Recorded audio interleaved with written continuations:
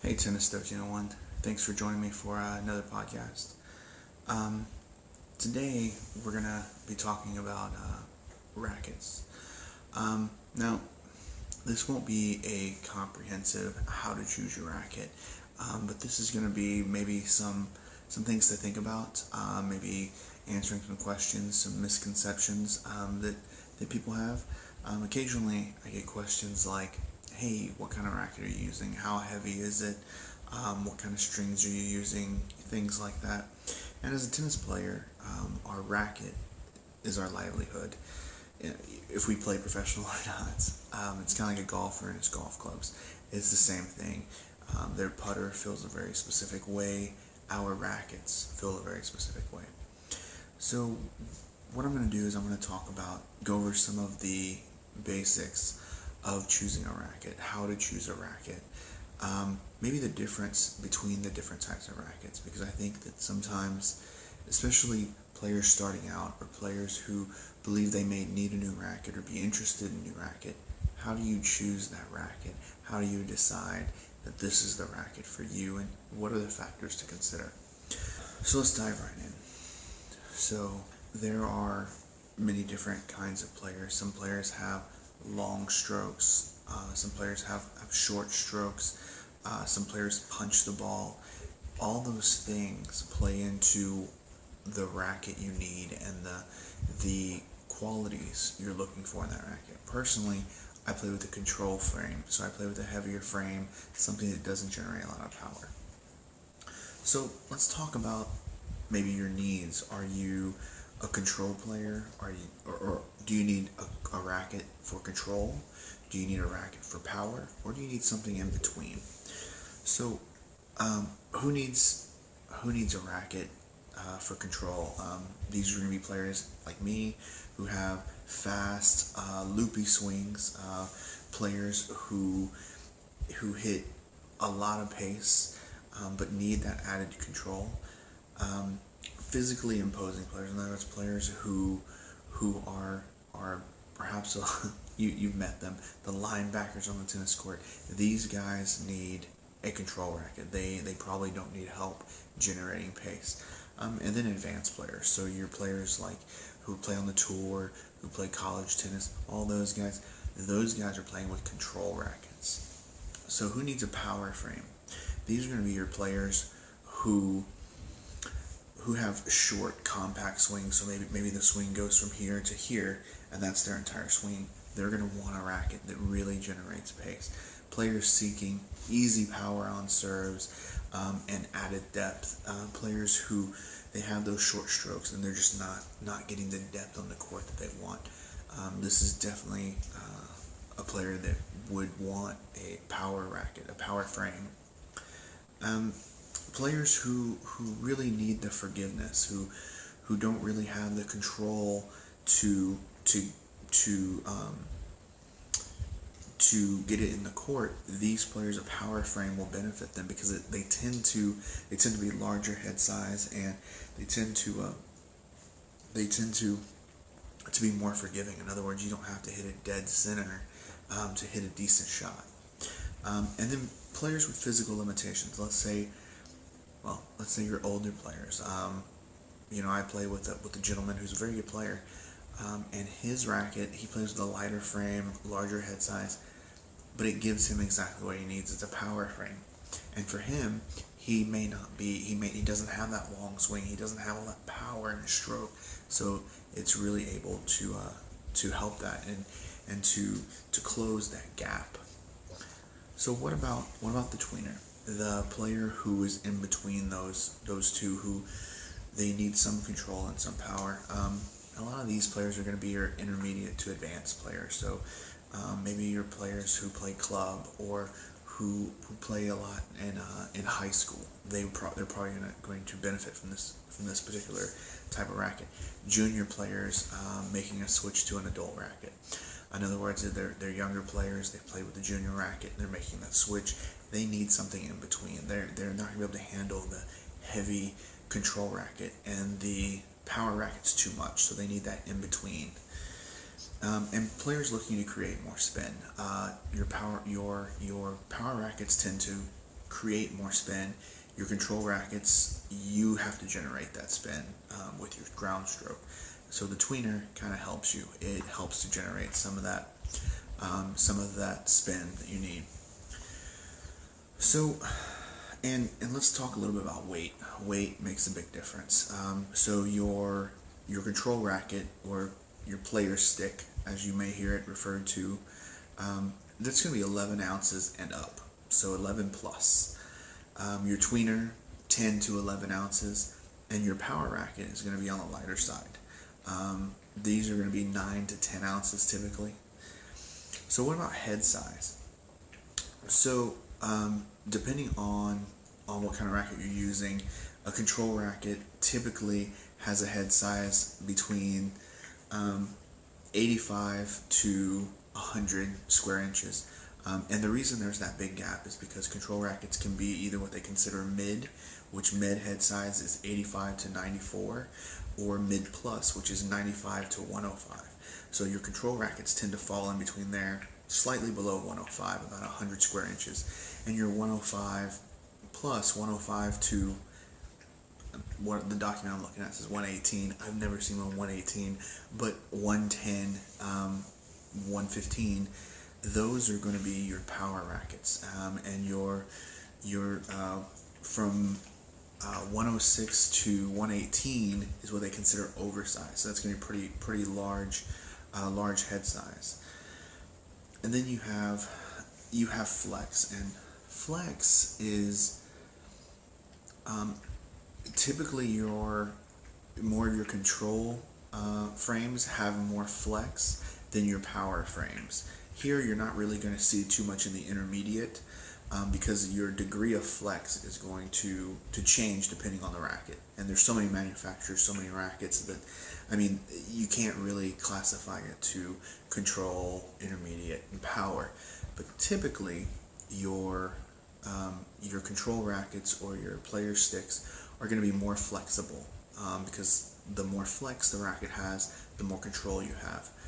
Your power rackets are going to tend to be more firm or more stiff, so they're not going to give as much as your control rackets.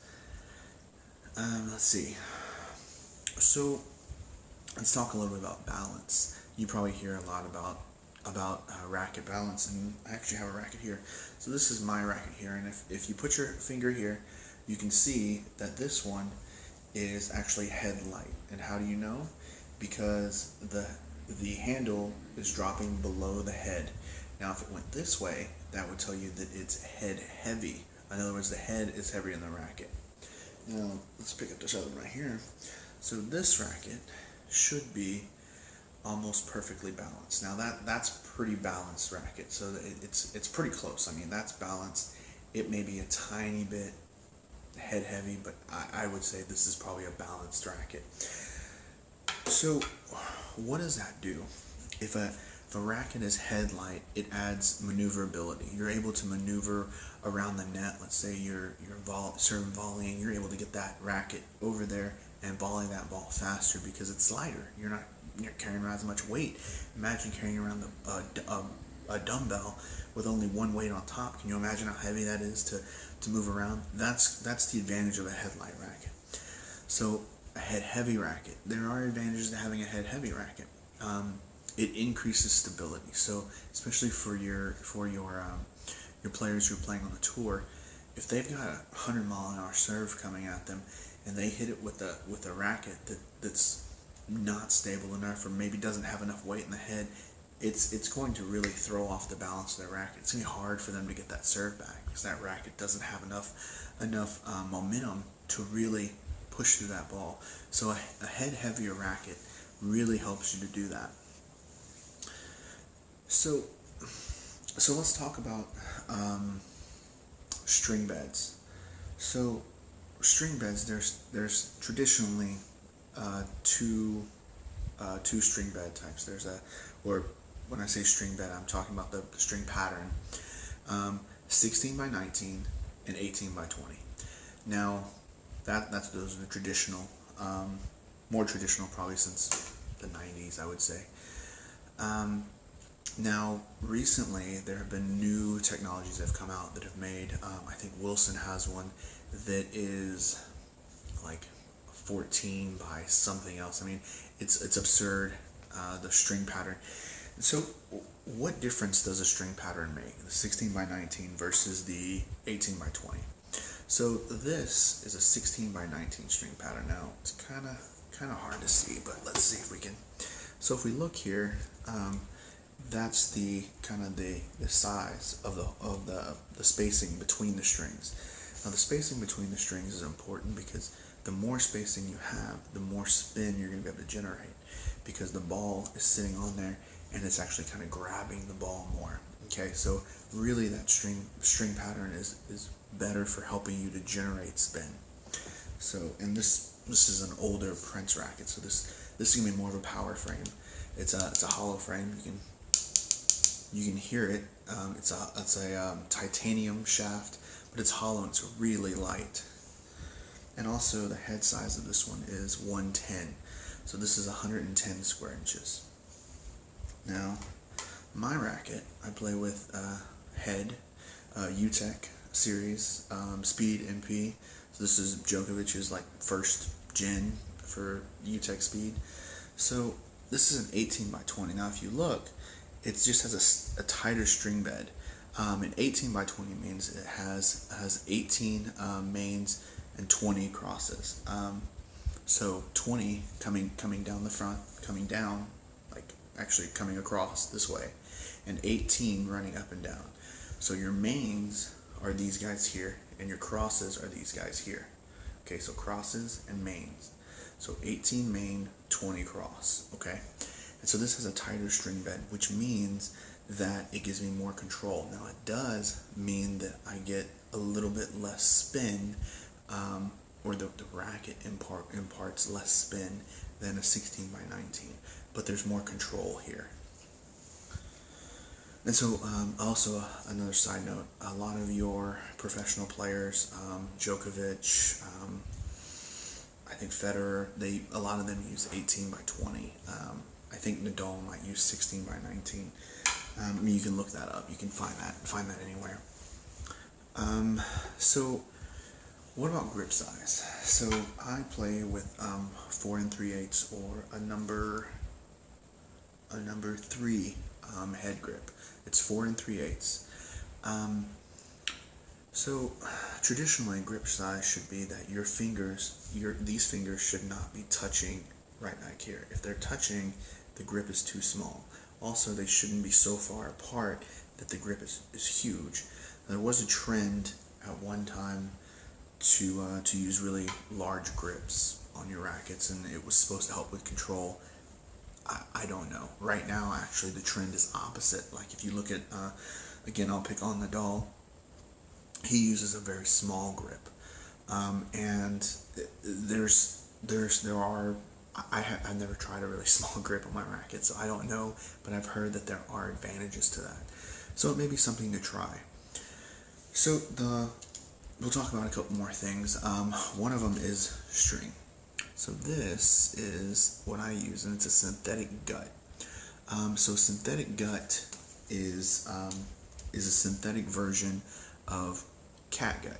Catgut was what they originally used for tennis rackets, and players still use it some, but it's very expensive. It's about $50 a set. So this is a set. This will string my racket, and this one I got on sale for about $1. Get it regular price for about $3 to $5. It was on clearance at my local academy, so it's like $5, $1. Catgut would have cost me, for this much catgut, probably $50. And so you can see that it's probably not really cost effective if you're restricted on funds and such. So what other types of strings? So there's a synthetic gut, there is a polyester string, there is monofilament, a bunch of different types of strings. The main difference is that a synthetic gut is going to give more. So it plays more like a catgut. It's not made for durability. Okay, this is not necessarily a super durable string. This string is developed for playability. So if you have the money to replace your strings often, I'd probably say go with that, especially if you're an older player, because your polys are gonna be hard on your elbow and your joints, because it's so stiff that all that vibration goes straight up your arm. So your arm is really taking the brunt of the force, whereas your synthetic guts and stuff like that, they will help with that. Now you could do a blend as well, like for a blend you would use a poly on the mains, and then on the crosses you'd use a synthetic gut. So, and there's a lot of pros that do that. I think Racket used to string is that way. I strung mine like that in high school. Just something to consider. Okay, so the last thing I want to talk about in terms of choosing a racket is please, please, please, please do not just go out and buy a racket because it looks cool or because someone tells you how great this racket is. Demo the racket. Everybody has a demo program. If you live in Houston, you get Tennis Express. If you're doing it online, Tennis Warehouse, Hollowbird Sports. And it costs probably, I'm trying to think who I demoed. I guess Tennis Express, you could demo, I think, 2 rackets, and it was like $20, and it was for about a week. Demo rackets. I mean, these are our tools of the trade. And if you simply choose a racket because of its look or because you think you might be able to play well with it, there's a good chance you're going to be really, really disappointed. Or it could be that racket just does not work for your game. So just keep that in mind. Above all else, demo rackets before you buy them. Look online. Tennis Warehouse has a good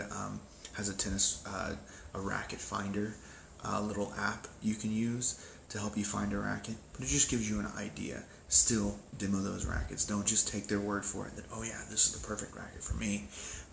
Because if you're me, I play with head. I only play with head rackets. I hate playing with Wilson rackets. Completely a preference for me. I know many people who love them. So just demo rackets, demo different brands, demo different levels, different weights. And then when you get the racket, you love that racket, start playing with different string types. Figure out exactly what string and what tension works for you. Alright? As always, please leave your comments and suggestions of anything else you want to see. Thanks, guys.